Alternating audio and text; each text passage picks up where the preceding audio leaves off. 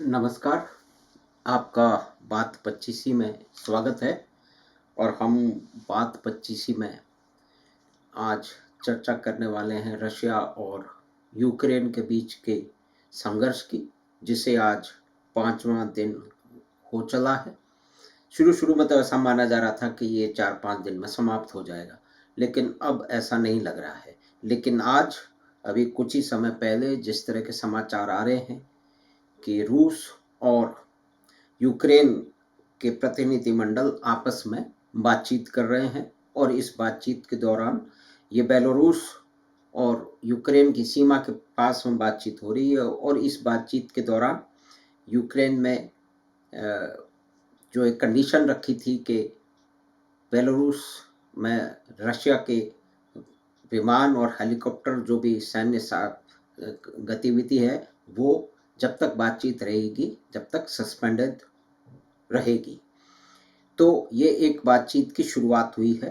जो कठिन परिस्थितियां बन रही थी, इसमें ये बातचीत कोई समाधान निकाल पाएगी या नहीं निकाल पाएगी, ये आगे देखना बाकी है। दूसरी तरफ ये देखा जा रहा था कि चौथे और 5वें दिन शायद रूस को जो करना है वो हासिल कर लेगा और यूक्रेन समर्पण कर देगा, और एक तरह से रूस की कठपुतली सरकार यूक्रेन में स्थापित हो जाएगी और ये झंझट फिलहाल के लिए समाप्त हो जाएगा। लेकिन ऐसा फिलहाल होता हुआ दिख नहीं रहा है। और दूसरी तरफ कुछ हथियारों की सप्लाई यूरोपियन समूह ने, नाटो के देशों ने शुरू कर दी है। तो ये असली जो समस्या है ये बीच में है, जिसके 3 मुख्य जो है वो खिलाड़ी हैं। रूस के प्रेसिडेंट पुतिन, जो कि करीब 22 साल से सत्ता में है, एक तरह से निरंकुश शासक हैं वो रूस के। और दूसरी तरफ है अमेरिका, उसमें इस दौरान में कम से कम 5 बार राष्ट्रपति बदल चुके हैं रूस में। और जो डेमोक्रेटिक देश हैं नाटो के, यूरोप के, उनमें भी करीब करीब हो चुकी है। इस तरह के बदलाव उनके नेतृत्व में हो चुके हैं। लेकिन वो सामने किसके हैं? वो सामने हैं एक ऐसे निरंकुश व्यक्ति के साथ में जो वहाँ पर है रशिया में, रशिया को लीड कर रहा है। वो करीब 22 साल से है। और वो एक बात को यहाँ ध्यान रखना चाहिए कि इसके अंदर नाटो की मुख्य भूमिका है, क्योंकि ये झंझट ही तब शुरू हुआ जबकि नाटो के देशों में और विशेष तौर से अमेरिका ने ललचाया यूक्रेन को, उसे उत्साहित किया और उसको शय दी कि वो नाटो में शामिल हो जाए। तो ये इसको समझने के लिए हमको इसको बिल्कुल इस सारी परिस्थिति को उल्टा करके देखने की, समझने की कोशिश करते हैं कि मान लीजिए ये हो कि अमेरिका के बिल्कुल पास में कनाडा या कि मैक्सिको में रशिया की सेनाएं पहुंच जाए और रशिया के अड्डे बन जाए और वह मिसाइलें तैनात कर दी जाएं, तो अमेरिका किस तरह से बिहेव करेगा। लेकिन इसकी पृष्ठभूमि में जाकर के ये देखने की, समझने की आवश्यकता है कि ये झंझट है क्या। ये एक तरह से तो समाप्त हो जाना चाहिए था 1991 में, जबकि सोवियत संघ का विघटन हो गया। लेकिन सोवियत संघ का विघटन, जैसा कि पुतिन बार बार कहते रहे हैं कि ये इस सदी की सबसे बड़ी त्रासदी है जो कि होनी नहीं चाहिए थी, और वो लगातार वो कहते रहे हैं, वो ये प्रण लेते रहे हैं कि वो देखना चाहते हैं कि पुराना जो रूस है, सोवियत संघ है, वो वापस पुरानी शक्ति और पुराने रूप में खड़ा हो जाए। लेकिन ये तो शायद संभव नहीं है। लेकिन यहाँ पे लगातार एक बात तो जरूर हो रही है कि एक जो व्यक्ति जो रूस का तानाशाह है, रूस का शासक है और उसी के कहने से सब कुछ चलता है, उसको अमेरिका और नाटो के देश लगातार उनकी खिल्ली उड़ाते रहे हैं, उसका मजाक करते रहे हैं। जो उनके साथ में जो समझौते हुए थे, जो संधियां हुई थी, उसको वो बदल रहे हैं। और एक बात तो ये हुई थी कि रूस ने ये कहा था कि हमारे जो सोवियत संघ के विघटन से जो देश हैं उन्हें आप नाटो में नहीं लेंगे। तो एक तरह से नाटो का जो स्थापना हुई थी 1949 में दूसरे महायुद्ध के उपरांत। तो उसका कारण ही ये था कि वार्सा पैक्ट के जो कंट्री थे जिसको रूस लीड करता था, उसके विरोध में हुई थी, अमेरिका और नाटो के लोगों ने की थी। तो इसमें यह था कि वो उसको नहीं बढ़ाएंगे, कम से कम वो देश तो उनको तो शामिल नहीं करेंगे जो कि पहले सोवियत संघ के हिस्से थे। लेकिन ये लगातार होता रहा है, तो लगातार बढ़ता रहा है नेटो, जो उनके साथ जो संधि या समझौता हुआ था। तो उन्होंने बीच में ये भी कहना शुरू कर दिया कि ये समझौता हुआ था वो तो यूएसएसआर के साथ हुआ था, अब आप तो यूएसएसआर है नहीं। तो इस तरह की जो छोट भैया किस्म की बातें हैं, ये किसी न किसी कारण अमेरिका और नाटो के देश करते रहे हैं। और एक व्यक्ति को जो कि लगातार वहाँ है, वो डेफिनेटली वो तानाशाह है, उससे कोई इनकार नहीं कर सकता। डेमोक्रेसी नहीं है वहाँ पे, एक तरह से चुनाव होते हैं, लेकिन जो वास्तविक में डेमोक्रेसी तो वो तो यूक्रेन में भी नहीं है। यूक्रेन के जो लोग हैं, जो वहाँ के लोग हैं, वहाँ पे भिन्नता पाई जाती है। बहुत सारे लोग रूस के साथ जाना चाहते हैं और वहाँ पे कई तरह के प्रदर्शन और पूर्व के हिस्से में इस तरह की धारणाएं हैं और उन लोगों का दमन जो यूक्रेन के लोग करते रहे हैं। और ये जो एक और इसके अंदर जो विशेष जो परिवर्तन हुआ यूक्रेन में, उसका कारण है यहाँ के यूक्रेन के जो आजकल के राष्ट्रपति हैं जेलेंस्की। ये जेलेंस्की साहब जो हैं, ये पहले कॉमेडियन थे, वहाँ पे बड़ा पॉपुलर एक कोई टीवी का शो था, उसके अंदर ये रोल करते थे और उसके कारण यूक्रेन की सारी जनता उनको जानती थी। तो इस दौरान में 19 के अंदर जो रशिया के साथ में संधि रखने और रशिया से मेलजोल रखने वाले जो शासक थे, वो उनकी हार हुई और जेलेंस्की जो कि एक विदूषक रहे हैं टेलीविजन के, उन्होंने खेल खेल में ही ऐसा कहा जाता है कि चुनाव में हिस्सा लिया था। लेकिन 70% से अधिक वोट लेकर के डेमोक्रेसी के कारण ये व्यक्ति वहाँ के वो बन गए। और उन्होंने, ये अमेरिका में पढ़े हुए हैं, लेकिन इसका मतलब ये नहीं कि अमेरिका में पढ़े हुए मतलब वो अमेरिका और नाटो के जो झांसे में और उनके प्रलोभन में आ गए और उन्होंने ये एक वास्तविकता से इनकार कर दिया कि वो रूस का भाग रहे हैं। और जिसको रशिया या रशियन एम्पायर लंबे समय से कहा जा सकता है, वो तो कीव रशिया की है, कीव शहर है, वहीं से इस संस्कृति की और इस साम्राज्य की पहले शुरुआत हुई थी। तो उसको उस पे कभी अभी अलग से चर्चा की जा सकती है। लेकिन नाटो जो संधि हुई थी, जो बातचीत हुई थी रूस के साथ में, उसके बाद में 1991 के विघटन के बाद में लगातार ये उसको अपने को बढ़ाता चला गया है और 8 बार, अब तक 8 बार जो है वो इसने अपने जो नए नए सदस्य जो हैं उनको बढ़ा लिया है। सबसे पहले तो देखिए, वो तो उससे पहले की बात हो गई, शीत युद्ध के जस्ट बाद की बात हो गई। लेकिन 1990 में जर्मन का यूनिफिकेशन हो गया। उसके बाद में जो उसके रूस के प्रभाव के क्षेत्र थे, 1999 में Czechoslovakia, Hungary, Poland, Bulgaria, Estonia, Latvia, इनको नाटो का सदस्य बना लिया गया। और फिर 2004 में लिथुआनिया, रोमानिया, स्लोवेकिया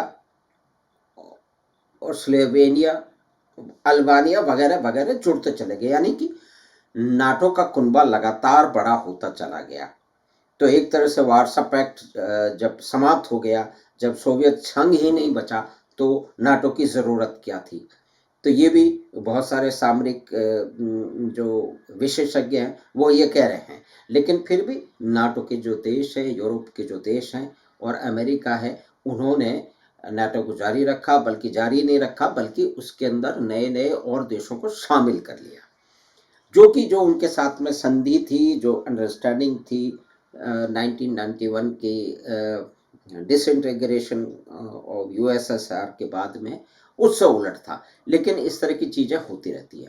और इसमें एक और चीज़ देखने और समझने की है कि 2 बार पहले दो विश्व युद्ध हो चुके हैं और दोनों ही विश्व युद्ध इस कारण हुए हैं कि यूरोप के देश अपनी समस्याओं का, अपने झंझटों का, अपने झगड़ों का ठीक तरह से निपटारा नहीं कर पाए हैं और धीरे धीरे दो विश्व युद्ध सारी दुनिया के सामने आ गए। उन्होंने सारी दुनिया की शक्ल बदल दी, सारी दुनिया के सोचने समझने की बात बदल दी। लेकिन आज 2022 में अब उसी स्थिति में पहुंच गए हैं करीब करीब जैसे कि क्यूबा मिसाइल क्राइसिस के समय थी कि क्यूबा में रशिया ने मिसाइल तैनात कर दिए थे और अमेरिका ने बे ऑफ पिग्स के अंदर हमला करवाने के लिए सैनिक भेज दिए थे।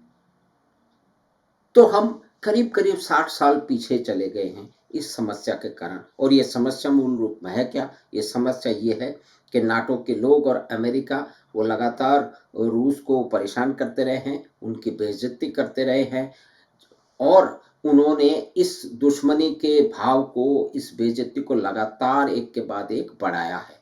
और आज ये स्थिति चल रही है कि बातचीत तो चल रही है, लेकिन दूसरा रूस ने ये भी कह दिया है कि देखिए सारी मिली जुली बातें हैं, जो स्पेस स्टेशन है उसके अंदर अगर इस तरह के जो प्रतिबंध लगाए जाएंगे तो फिर हो सकता है कि वो रूस के किसी शहर में जाकर के, किसी देश में जाकर गिर जाए। तो ये इंटरकनेक्टेड जो नेचर है आज के दुनिया का, उसको सामने लाने की कोशिश है। लेकिन फिर भी यूरोपियन देशों की, यूरोप के जो देश हैं, नाटो के देश हैं और मुख्य तौर से उनको जो लीड करता है, उनको जो इन्फ्लुएंस करता है अमेरिका, उसकी नीतियों और उनके नेताओं के कारण। और अमेरिका में तो लगता है कि ये बिल्कुल ही पंगु किस्म की लोग आ गए हैं जिनको कोई ध्यान ही नहीं है कि क्या समस्या है, कैसा उसका समाधान किया जाए। तो ये मैं इस स्थिति में नहीं हूँ कि मैं ये आकलन कर पाऊँ ये, लेकिन बड़े बड़े जो सामरिक महत्व के और इंटरनेशनल रिलेशन के जो समझदार लोग हैं, जो स्कॉलर हैं, वो ही इस बात को कह रहे हैं कि कहा जाता है कि और कम से कम भारत में और बहुत सारे देशों में जो बड़े प्रिय हैं जो बिडेन तो कहते हैं कि सिर्फ 24 घंटे में 2 घंटे ही काम करने की परिस्थिति में नहीं है, क्योंकि उनकी उम्र मौत हो चुकी है और उन्हें ज़्यादा ध्यान भी नहीं जाता है। तो और जिनको बड़े गाजे बाजे के साथ में हटा दिया गया था, ट्रंप, उन्होंने तो कह दिया है कि भाई जो हमारे नेतृत्व है वो निकम्मा है और रूस और पुतिन तो इतने जो है वो प्रभावशाली और स्मार्ट नहीं है, लेकिन हम लोग और हमारा नेतृत्व भी निकम्मा है। तो ये तो उन दोनों की पॉलिटिकल फाइट है, दोनों जो धड़े हैं रिपब्लिकन और डेमोक्रेट के बीच की। लेकिन परिस्थिति जिस परिस्थिति में आज खड़े हैं, बातचीत चल रही है, हो सकता है धीरे धीरे समाधान की ओर बढ़े। लेकिन जिस तरह से नाटो के देश जैसे जर्मनी ने ये कह दिया है कि अब वो हथियारों की सप्लाई भी करेगा, उसने पुरानी अपने नियम और नीतियां बदल दी हैं, वो यूक्रेन के अंदर उनको यूक्रेन को सहायता देगा, उनको हथियार देगा।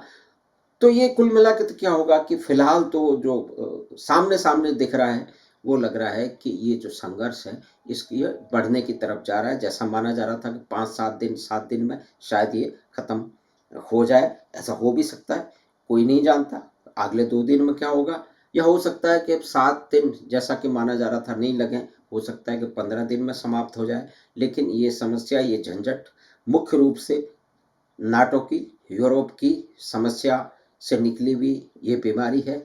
पहले भी दो विश्व युद्ध झेल चुका है और अब तीसरे की कगार पे खड़ा है, ऐसा कहा जा सकता है। तो इसमें और भी बहुत सारे जो परतें हैं, बहुत सारे इसमें दृष्टिकोण हैं, बहुत सारे इसमें कोण हैं।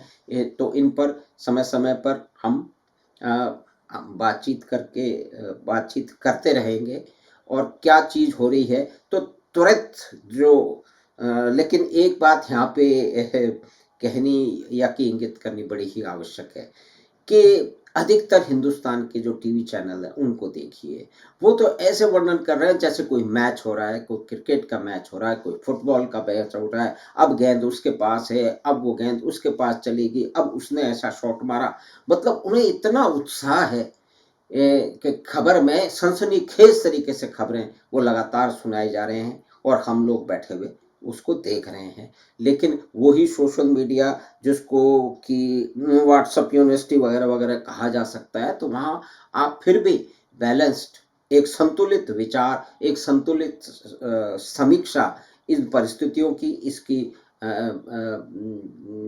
इतिहास की, इसके बैकग्राउंड की और आगे क्या हो रहा है, इस समस्या की जड़ में क्या है, वहाँ शायद हमको मिल रही है। भारत के जो जाने माने टीवी चैनल हैं, उन्होंने शोर मचा रखा है। उन सेंसेशनलिज्म की, उन अफरा तफरी की आदत है, उनको सांस नहीं ली जा रही है, जो उनके जो एंकर हैं, और वो बड़े उत्साह में दिखा रहे हैं कि अब ये हो गया, अब यहाँ बम गिर गया, अब वहाँ बम कर गया। भाई, लोगों की जान जा रही है और ये परिस्थितियां जो बनी हैं, उसके लिए एक जिम्मेदार सिर्फ रूस जिम्मेदार नहीं है, उसके लिए यूक्रेन और यूक्रेन के कॉमेडियन राष्ट्रपति है, वो जिम्मेदार हैं, नाटो के देश जिम्मेदार हैं, और मुख्य रूप से उनका संतुलन और उनका संचालन करने वाला अमेरिका भी उसके लिए जिम्मेदार है। तो आगे देखेंगे कि ये रूस और यूक्रेन के बीच की जो समस्या है, ये जो युद्ध चल रहा है, आगे जाके कैसे वो समाप्त होता है, उसके अंदर भारत क्या कर सकता है। भारत तो वहाँ पे अपने जो लोग बचे हुए हैं उनको निकालने की कोशिश कर रहा है, इसका मजाक उड़ रहा है, इसकी इस देश के अंदर हर घटना को उसको आजकल में राजनीतिक जामा पहना दिया जाता है। वहाँ पे हवाई जहाज उड़ नहीं सक रहे हैं, लोगों को कहा गया था कि आप निकल जाइए, लेकिन वहाँ की सरकारों और वहाँ के संस्थानों में जहाँ की भारत के लोग पढ़ रहे हैं, उनको कहा गया कि ऐसी कोई समस्या नहीं है, कोई युद्ध नहीं होगा, ये तो आप यहीं रहिए। लेकिन आज वो कम से कम 20,000 के आसपास लोग बच गए हैं। लेकिन 20,000 लोग, उसमें से कहते हैं कि अधिकतर मेडिकल छात्र हैं, तो वो जा क्यों रहे हैं वहाँ पे? तो उसका कोई कारण है कि वो हिंदुस्तान में पढ़ाई नहीं कर सकते, क्योंकि मेडिकल फीस हिंदुस्तान में तो जो प्राइवेट संस्थान है उन्होंने 1-1 करोड़ रुपया कर दिए, शायद उससे भी ज़्यादा है। तो ये कुछ दूसरे एंगल हैं जो कि अब सामने आ रहे हैं। लोगों को तो मालूम है, लेकिन इस समस्या के सामने कारण वो सामने आ रहे हैं। तो हमें आशा है कि रूस और यूक्रेन का जो युद्ध चल रहा है, उसमें जो आज के दिन में जो बातचीत चल रही है और उसकी जो पृष्ठभूमि है और आगे क्या हो सकता है, उसके बारे में ये एक छोटी सी चर्चा हमने की है। आशा है कि आपको पसंद आई होगी, तो आप अपने मित्रों और परिवार के साथ इसे साझा करें, और चैनल को लाइक करें और शेयर करें, ताकि अधिक से अधिक तो लोगों तक ये बात पहुंच चुके। आपका बहुत बहुत धन्यवाद। नमस्कार। हम आपसे फिर मिलेंगे बात 25 की अगली बात।